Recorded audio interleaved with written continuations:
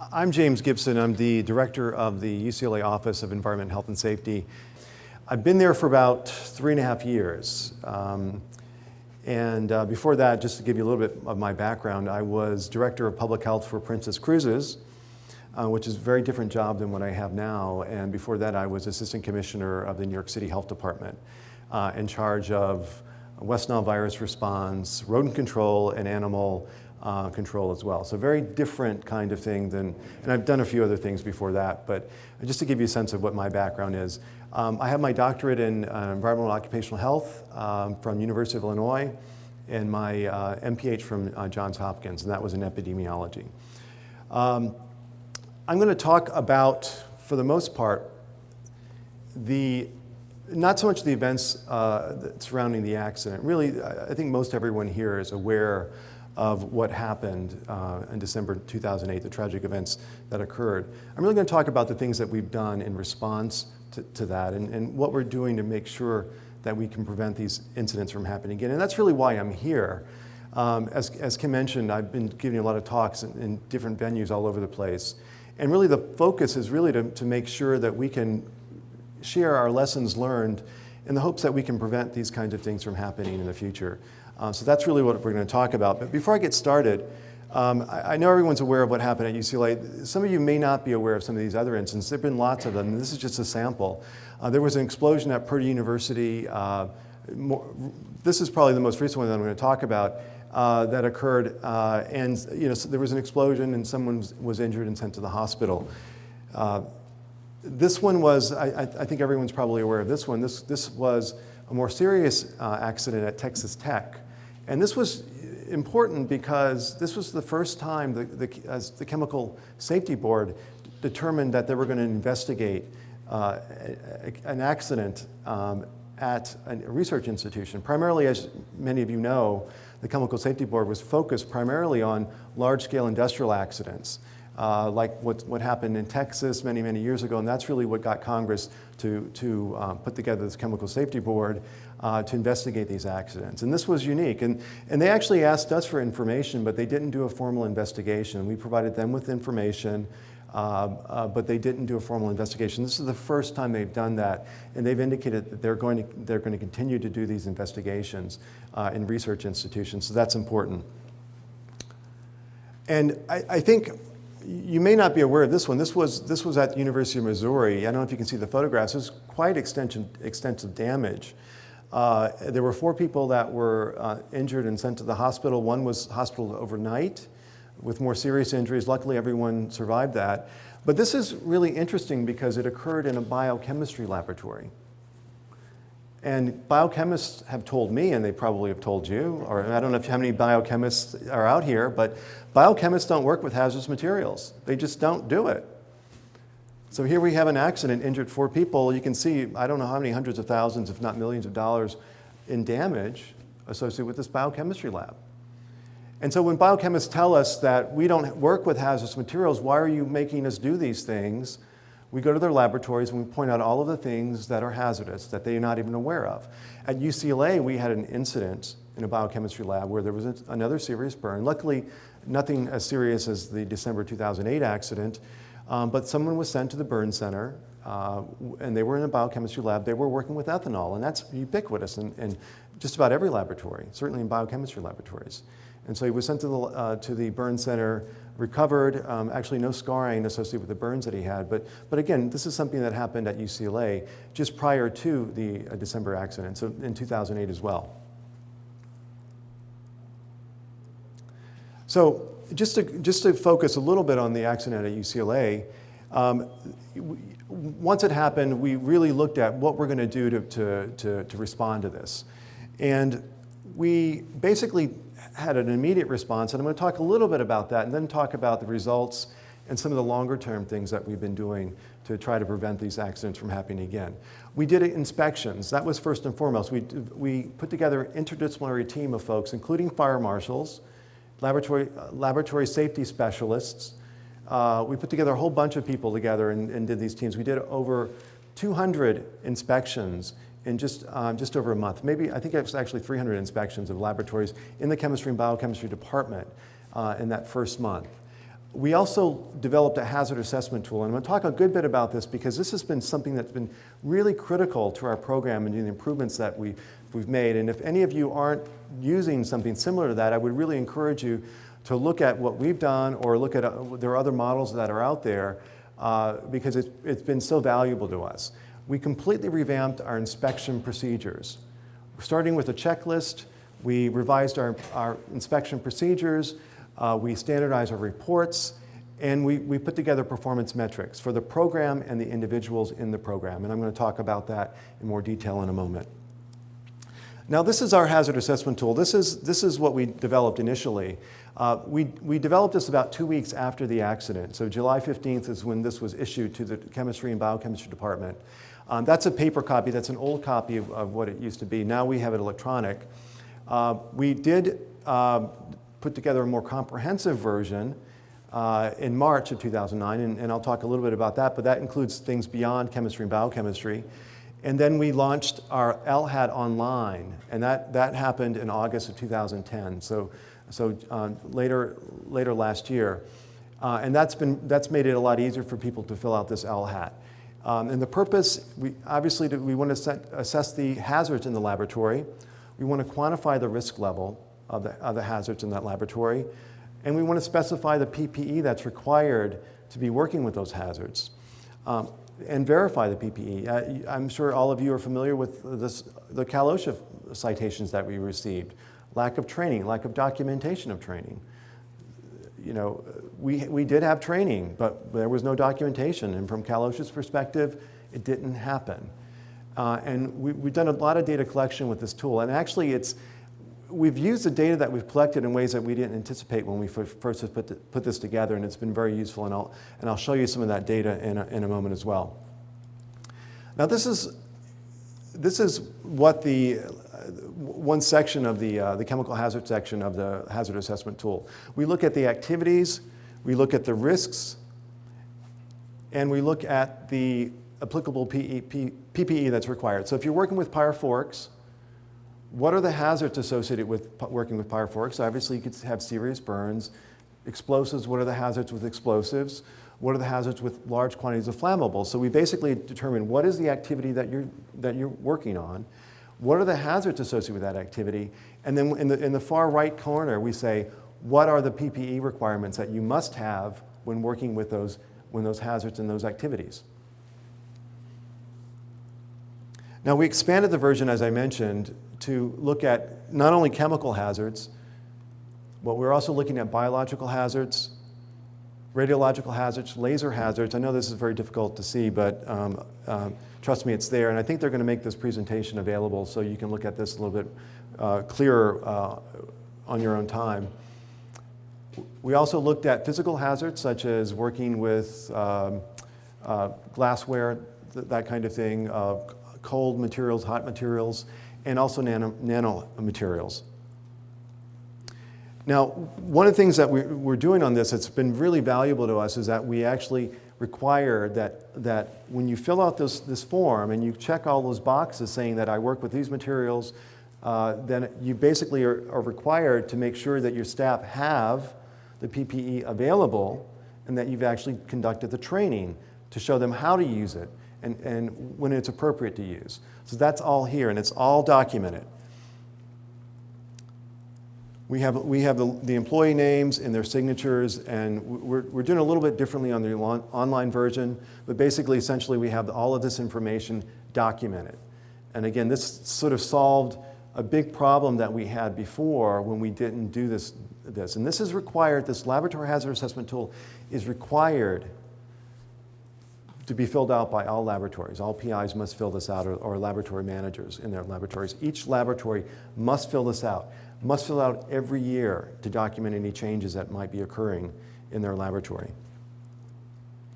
So one of the things that's important, that we want to quantify the risk level. So all of the hazards that are listed in that laboratory hazard assessment tool are quantified. So we have level D hazard, which is the lowest hazard.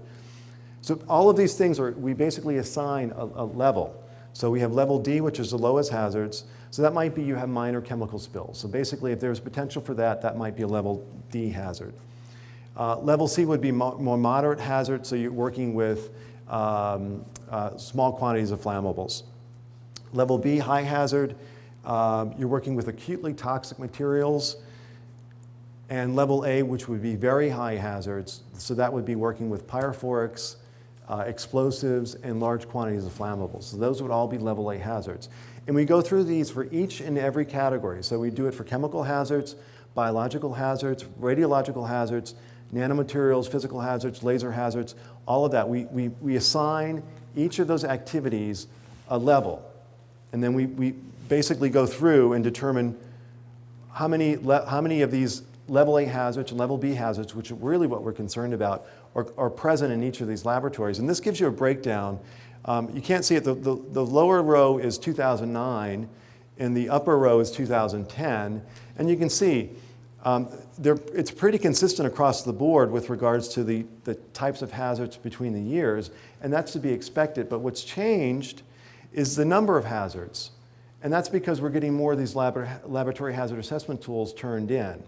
So I don't know if you can see it, but in 2009, we had 430 level A hazards under the chemical category. That almost doubled to 821 level A hazards in 2010. And we expect that to continue to increase as we get more of these hazard assessment tools filled out. And you can see when you look at all of the hazards together, so level A, level B, C, and D, we had an 88% increase in the sheer number of hazards that we've been able to identify in these laboratories on our campuses. Now, this just is a table to give you a sense of what kind of response we're getting on our laboratory hazard assessment tool. In 2009, and I don't know how many of you guys are from universities, but in 2009, we had 827 known PIs at UCLA. All right. In 2010, that increased to 858 known PIs, and that's what we know. Now, we have suspicions that there are more, and it's kind of surprising that we don't know, and it is a difficult number to nail down. I don't know if you guys have that same problem, but we have that problem because we have so many PIs and so many laboratories. The number of PIs that have completed the LHAT, in 2009 it was 489, and in 2010 it was 693. Again, this is required. But they're not all doing it, right? I mean, I'm sure you guys know how difficult it is to get some PIs to comply with this stuff. So there are 165 people that haven't complied since of the ones that we know. We know for a fact that they're there, which is actually not a bad number. It's actually a pretty encouraging number. When I first started out doing this, I knew that it was going to be difficult to get all these folks to comply, but most of them have, and we have a mechanism by which we're getting more of them slowly to comply, and that's through our inspection process, and I'll talk about that in a moment. Another number I want to point out is the labs reported in the LHAT. In 2009, we had 1,360 labs that we had reported in the laboratory hazard assessment tool. That increased to over 2,400 in 2010. Now, we suspect that we have approximately 4,000 labs at UCLA. Not all of them are occupied, a lot of them are vacant, a lot of PIs hoard space. They don't want you to know they have all the space. And so we're systematically going through slowly. It's not an easy process, but we're systematically going slowly in determining which labs are vacant, because obviously we're only concerned about the ones that are in operation. We want to know what are the hazards associated with the labs in operation, not necessarily the vacant labs. So we think there are about 4,000 labs. And the last row there, workers completing PPE training. This is all documented training. This is up from 0 in 2008.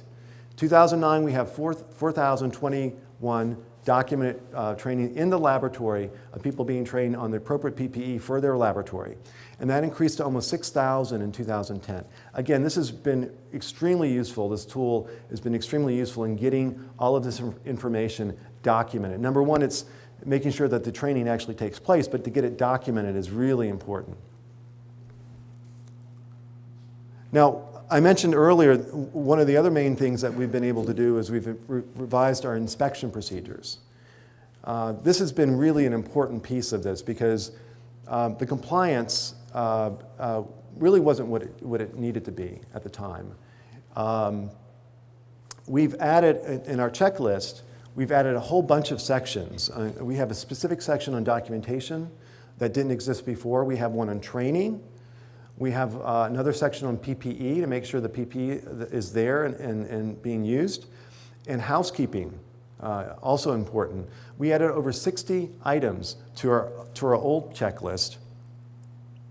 And we identified 23 of those overall that are critical items. And so we delineate between critical, which are deficiencies that need immediate attention. And what we say immediate, we mean 48 hours. Now, there are some things that are IDLH.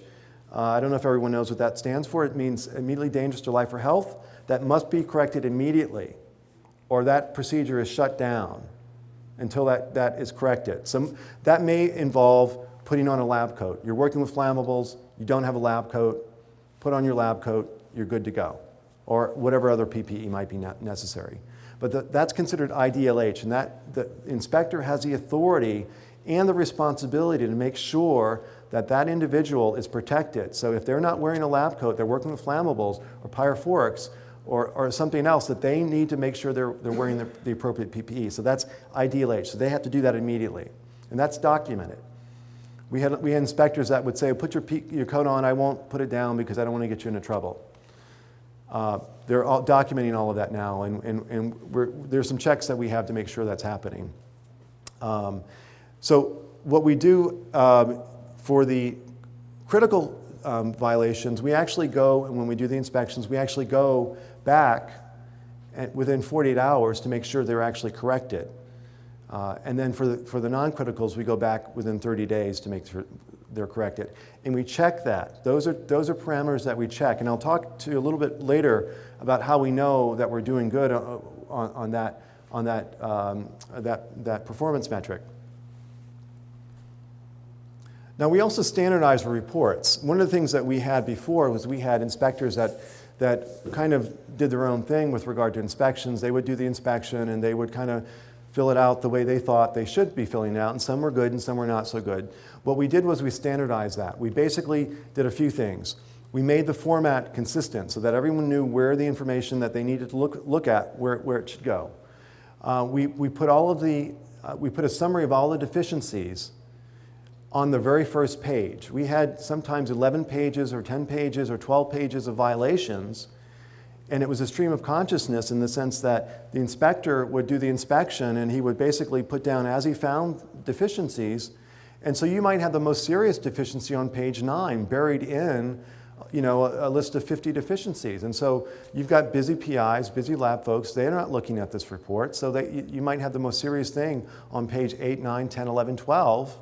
They're not going to be looking at it. So we want to make sure it's on the very first page, a summary of all the deficiencies that are present in that laboratory. I mentioned the new timelines. Again, 48 hours, they're required to make the corrections, and we go back and re-inspect in 48 hours. 30 days, we go back within 30 days and make sure that they're inspecting for non-critical. Non-critical would be you don't have your LHAT completed. You don't have all your training completed. You don't have some other administrative things done. So things that aren't immediately, that aren't as serious as they would be for something like you don't have an emergency shower in your laboratory. And you might be wondering, how do you install an emergency shower in 48 hours? You got to plumb it. It's not possible. Well, that's true. It's not possible. So we had to be creative and figure out how are we going to do that. So we basically bought a number of portable, pressurized emergency showers, and we put those in those laboratories until they can be plumbed properly. So that's what we do. And we have 2 now. If we found we haven't really been overwhelmed with that just yet, but if we find that we're not able to get all those laboratories equipped with that temporary portable emergency shower, we'll purchase more. But that's what we're doing right now. And another thing that we've done, some inspectors were doing this before, but we made it consistent. We actually put together photographs of the deficiencies, particularly the critical deficiencies. I can't tell you the number of times when I first got there that people were denying that these things were happening in their laboratories. They couldn't believe that some of the things that we found were in their laboratories. And so we have photographs now to document all of that, to make sure that if there's no question that these things were present in those laboratories. I know you can't see this, but this just kind of highlights our process, our laboratory inspection process. We have that process defined explicitly about what needs to be done in every scenario. The very first box, I don't know if you guys can see from the backs, it says start up on the upper left-hand side. The very first question that you ask is it IDLH? That's the first diamond on the left-hand side. IDLH, question mark. Yes, basically you shut down that operation until it gets corrected. Now, if it's not just putting on a lab coat or something else, then basically the inspector has the authority. Now, it has to be something that they know. They can't just be thinking that it's, if there's any question, they need to contact me or contact someone else in my chain of command to consult with us. We don't just, we're in the business of doing research, not shutting down research. So it's important that we don't do this arbitrarily. But if it's something egregious, and it's without a question, that's what we do. And it's in our policy that we have the authority to do that. I have the authority to do that, and I delegate that to my staff. The rest of the process goes through. If it's critical, it's not corrected. Eventually, if it's not corrected a couple times, then eventually it will make its way to the dean, to the department chair, to the dean, and to the vice chancellor for research. And then we all confer and determine whether or not that procedure or that laboratory, frankly, needs to be shut down until they can get their act together and mitigate and correct those problems that are seriously not being done. And so we have that structure in our process. And so before we didn't have it, we would do our inspections. We'd say, here's your inspection. You've got 20 violations. We might get it to them 3 weeks after we did the inspection. They go back and they get their stuff together, and there wasn't a defined time frame for when these things had to be done. So some people would get it within a few days. Some people would get it a few months, and sometimes they get lost and never make it their way to the laboratory. So what we do is we make sure that they have a defined process, and the inspectors know exactly what is expected of them. We look at this from a programmatic standpoint, and we look at it from a performance standpoint of the individual inspectors. And they are required to adhere to all of these things that I mentioned. Report the next business day. The reports are issued in all cases, whether it be an initial inspection, a 48-hour reinspection for critical violations, or a 30-day reinspection. They are all required to submit these inspection reports the next business day, and we track that. Another thing that we're working on, and we've been working on this for a while, and it's a source of frustration for me, but we're trying to get all of our inspection process electronic, and they keep telling me that we're close. I think I gave this talk at another conference last year, and they told me the same thing. So, I'll believe when I see it, but we actually want to start taking tablet PCs or netbooks or something into the field with us and actually do the inspections electronically. In which case it'll be connected to the internet. It'll be all web-based, and so once the computer, as it makes its way through the building, some buildings don't have Wi-Fi access, but as they're making their way through, the signal will be detected and upload that information so that when they get back to their desks, all the information from the inspection will be already in the database, and they have to go through and actually automatically produce this inspection report. And so what we're hoping to do is it's going to cut down on the time it takes to produce an inspection report. All of the photographs will be in the right spot. It'll actually have canned recommendations for corrective action as well. Now those can be edited for the specific laboratory, but it'll all be in there. So we're going to hopefully dramatically reduce the time it takes to do these reports, which then will allow us to do more inspections, which is really important, and I'll talk about why that is important. One of the things that I feel very, very fortunate in that we have a chancellor that's been extremely supportive of our efforts. This is a communication that the chancellor sent out shortly after the accident that talked about outlined all of the things that we as a university and we as the HNS were doing in response to the accident to make sure that something like this didn't happen again. That was first and foremost in our mind. But one of the things that he actually did was he actually directed that a committee be formed a laboratory safety committee that's made up of safety chairs, high-level safety chairs from throughout the campus that come together in all fields, biosafety, chemical safety, the School of Medicine, the School of Dentistry. All of these folks are coming together. We have department chairs, we have assistant deans, we have the vice chancellor for research chairs the committee. I'm the vice chair of the committee. There are high-level people from throughout the university that sits on this laboratory safety committee. And he directed that we come together and we look at laboratory safety on campus. One of the first things that we did, and he asked us to do, was develop this report on what is the state of laboratory safety at UCLA. And essentially we came up with 5 recommendations and things that needed to be improved. Oversight and accountability and oversight.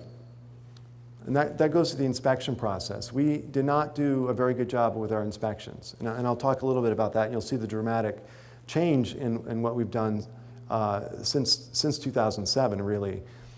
We needed to do a lot better job with our outreach and training.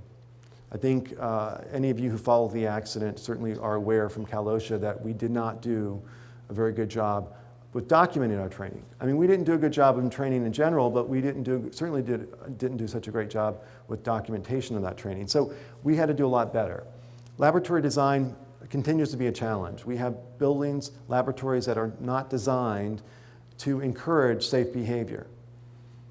We have laboratory buildings that are designed without adequate break space. So people are often forced, because it's easy, to eat and drink in their laboratories, which is not allowed. But they do it because there's no place to go. And so we say, well, you have to go in the hallway. You put out a little something there, a little stand or something, and that's where you eat and drink, or you have to go somewhere else. And of course, we have to deal with the fire marshal, because if people are starting to put out tables and chairs and out there, then we have a fire issue. So we have to use good judgment on that. Inventory and record keeping, similar to outreach and training, we need to do a better job of documenting all of this, documenting our inspections, documenting the training, our records, make sure that we know that the safety showers have been inspected, make sure that the fume hoods have been inspected and operational. All of that we have to do better. And last but not least, and this is probably the key to all of these things, is we have to develop a stronger safety culture. And it's kind of a cliche, but it really is the crux of all of this. We need to make sure that people, when they go into a laboratory, that it's second nature for them to put on the appropriate PPE. It's second nature for them to make sure they pick up their waste and have good housekeeping practices. We don't see that always, and we still struggle with that. So we've got to do a lot better at having a strong safety culture at UCLA, and I think that's pretty common. That's a pretty general statement for most universities, at least the ones that I've talked to. It continues to be a challenge. Now, I'm going to talk a little bit about accountability and oversight, and this is our laboratory inspection numbers. At the far left, you can see in 2007, we did slightly over 1,000 inspections. Now, I think I mentioned to you how many labs we had. We had certainly well more than 1,000 labs. We were supposed to inspect each lab once a year. Obviously, we weren't doing that. In 2008, we did a little bit better. In 2009, we did a lot better. We doubled the number of inspections that we're able to do, and that's basically with no additional personnel. That's with the same personnel that we had before, but that's just going through the things that I mentioned, with having defined procedures, having high expectations of our staff, and having them know exactly what they need to do. So we basically went from some inspectors doing 2 inspections a week, and that's their job. Their job was to do inspections, 2 a week, to doing 30 a month. So at least, just over 1 a day. And we're hoping to increase that even further. But that's the minimum requirement. Now we have some inspectors that are superstars that do well more than that. And we're very thankful for them, because they take their jobs very seriously and they understand the importance of this. One of the things that I think is important, and we talk about developing a strong safety culture, it goes beyond the laboratory staff. It's actually within EH&S as well. It's really making sure that we understand what our role is and the importance of our role and our mission, and to take that seriously and make sure that everyone understands that. It's our mission to protect the health and safety of the campus community. And everyone needs to take that very seriously. Now, just to give you a sense of the numbers, the increases, you look at it over the course of 4 years, it's a 240% increase in the number of inspections that we've done with essentially the same number of staff. And that's, again, just improving the process by which we did inspections. It's pretty dramatic. And we've actually increased staff towards the end of last year. We got some additional funding from our chancellor. And so we're actually hoping that we'll see another exponential increase, assuming that we get our electronic inspection program in place. So if I give this talk again next year, we'll see another bar. And these are actual real numbers. And so we're hoping to get, above the 4,000 mark by end of next year. At least I'm hoping. This is the performance metrics that I mentioned to you. This is how we know that we're actually achieving our goals with regards to the metrics of the individuals and the program. So if you look at 2009, the lower row, we had 97% of our folks actually providing the initial inspections within the next business day. Now in 2010, we were up to 99%. So 99% of our inspections make it to the laboratories within the next business day, which is really important. Again, the minimum standard for meeting expectations of our inspectors is 85%, so they're well above our minimum expectations. And we're looking at changing that to 90%. With regards to critical re-inspections, in 2009, 96% of those inspections were done within 48 hours, and the report submitted within 8 hours. All of that's factored in. In 2010, we were up to 98%. And in 2009, we had 80% of the folks in compliance, which was not at our minimum standard. We've been able to increase it to 95% in 2010. And we check that through, we have a system whereby those are emailed. And so we actually check our emails, the inspectors' emails, to make sure that they're actually going through. And not only do we do that, we want to make sure that we're not just increasing the number of inspections that we're doing and people doing very cursory inspections. We want to make sure the quality is good. So we have a quality assurance program as well that we've developed where we have each inspector once a month randomly, it gets re-inspected by the supervisor. So they will go the next day and do a re-inspection of that laboratory to make sure that nothing was missed. And I'm pleased to say that those quality assurance checks have really not found any problems with the inspections. So the inspections, we're confident that they're good inspections. We're not just training quantity for quality. We're actually achieving both. Now, one of the things that we were criticized for was that we didn't have a very good chemical hygiene plan at the time of the accident in 2008. And they were right. I mean, our plan hadn't been updated. There was a lot of outdated information. And so one of the things that we did was we actually put this together. And actually, I think it's a very good plan. In fact, there have been people that have reviewed it and asked for us to send the Word document to them so that they can actually use it as a template for their plan.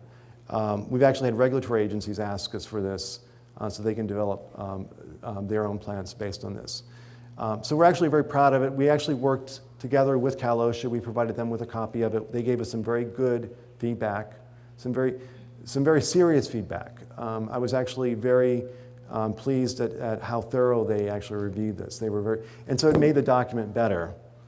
So we were able to, I think, put together a very good document. If anyone's interested in this document, it is on our website. You can take a look at it. Now, training. Training was, again, one of the things that we were criticized by Cal OSHA for not doing a good enough job in. This is general training. This is all training for all things. So shop safety training, ergonomics training, everything. If you look, it's cut off, but it's from 2007 to 2010. Again, exponential increase in the amount of training that we've been doing. So we've made great strides in our training program as well. You can see from a 443% increase from 2007 to 2008, another 77% increase, and a 32% on top of that. And we expect our numbers this year to be even higher than that. So it's roughly a 1,100% increase from 2007. So it's pretty dramatic. And again, this is not with additional staff. This is the existing staff just having to find requirements for the staff, just having higher expectations, basically. Lab safety courses. This is specific to lab safety course. If you look at the far left, 2007, if you look at the green bars, that's classroom training. And if you see in 2007, which there's just a little yellow nub there, we didn't have any believe it or not, we didn't have any documented training in 2007. The way we used to do this for laboratories, we actually used to have folks come in and we would give them cards and say, here's your card. You've completed your training. Congratulations. Keep this card in your wallet so that when we come check your lab, that we'll know that you've been trained. And that's how we did our training. And so, a piece of paper, it's like a receipt. You lose it, right? And so we have all these people that have gone through this 3-hour training course. They don't have that little piece of paper. We had no records that they were trained. We had some very unhappy people when we started doing this over again and saying, everyone needs to have documented training. And so most people could not find their cards. Some did, but most could not find their cards. They had to take it again. We had some very unhappy people, especially the PIs, because they know it's a lot of time from their staff. So we started documenting it. You can see the rise in the amount of training. So we went from basically 0 documented trainings to 4,000 that first year, roughly 6,000 the year after that, and we're probably over 11,000 this last year. Documented training of, and how are we doing that? Well, it's not just that our people are working harder, which they are, but we had these we had these folks that had these very kind of closed ways of. We had a training room that fit about 30 people. And our training room would be full. They'd say, well, I'm sorry, the class is full. You have to take it next month. We would offer our trainings just once a month. I said, well, why are we offering our training once a month? And why are we limiting our training to this classroom? Let's get an auditorium. We have lots of auditoriums on campus. We can fit 200-300 people in these training courses. There's no reason why we have to turn some away and say, our class is full, so you can't come to this training session. And so that's how we've been able to achieve these numbers. It's just kind of getting people to think outside the box from the way they're used to doing things. And so we've been able to make some improvements that way, and that's why we're seeing these numbers improve so much. And again, you can just see the percentages there. Okay. Some other things that we're doing with regard to training. We actually have PI supervisor, lab supervisor training. I don't know how many of you guys at universities that require your PIs to go through laboratory training? Okay, that's good. We didn't before, and I tell you, it was a big sea change when we actually got these folks to do this. This is actually required now to get all PIs through this training, even people that have been around for 30, 40 years. So we have, and so basically this shows you a percentage of the folks that have actually gone through the training. So it's roughly 69%, 70% of the PIs that we know have gone through the training. And the others need it.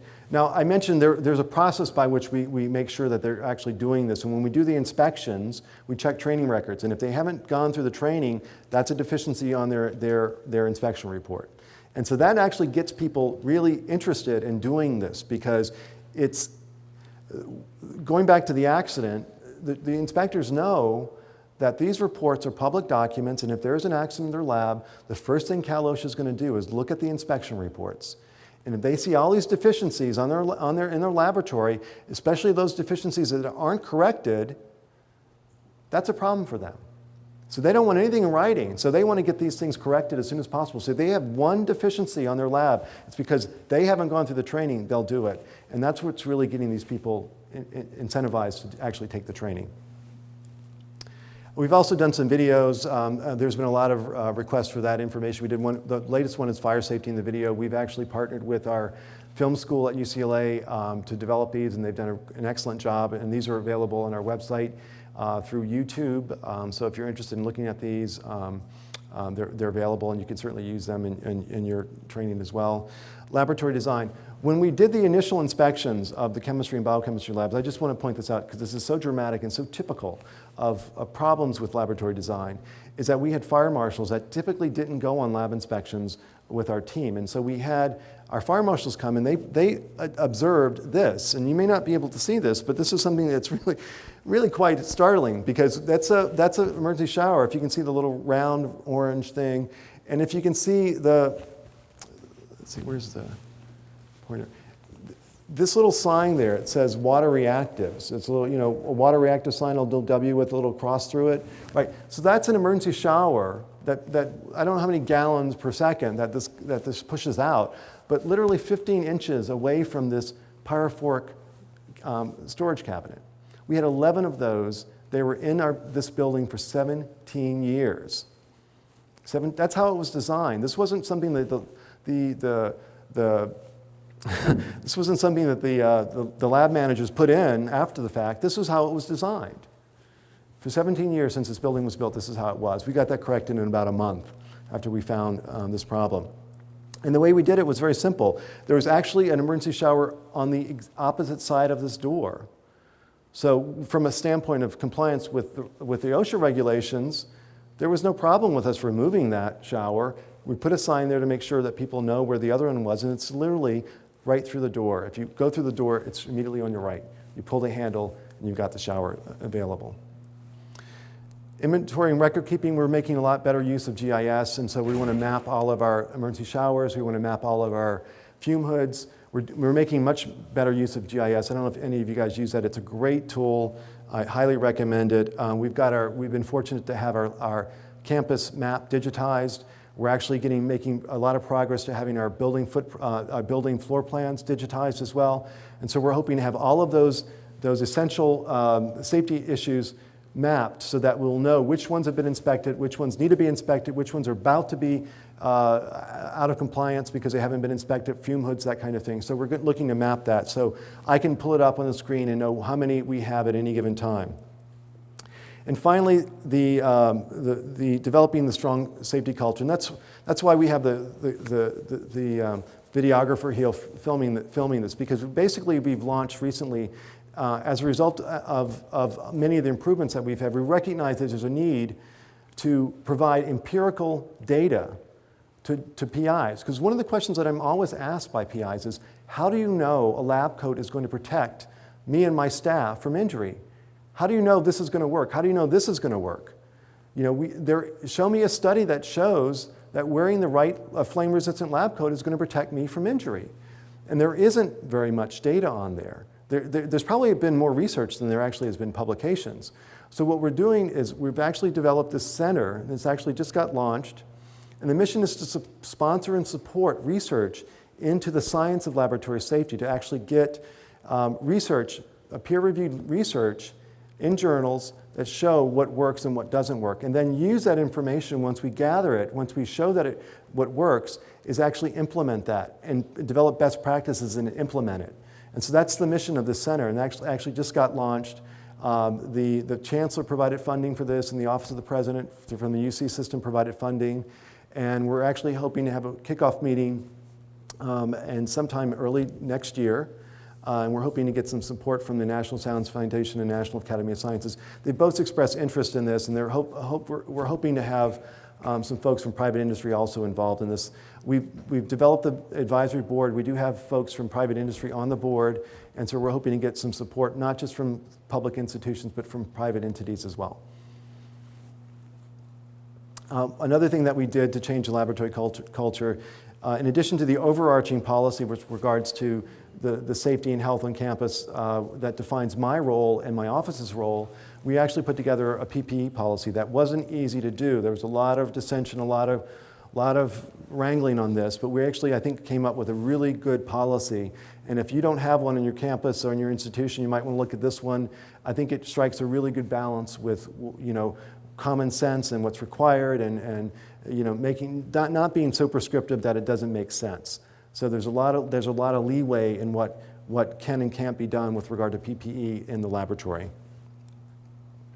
One of the other things that we're doing is that we're doing unannounced inspections. Most of our inspections have been announced. We're doing unannounced inspections to make sure people are complying with our PPE policy that I just described. And we've actually seen a change in the compliance. When we first did this, the first one, actually our chancellor attended the first series of inspections for PPE compliance. And then we've had our vice chancellor for research attend this, and we've had our associate vice chancellor for research go as well. So we've got really high level support on these things, unannounced inspections. And so we've seen a change from before. This is actually the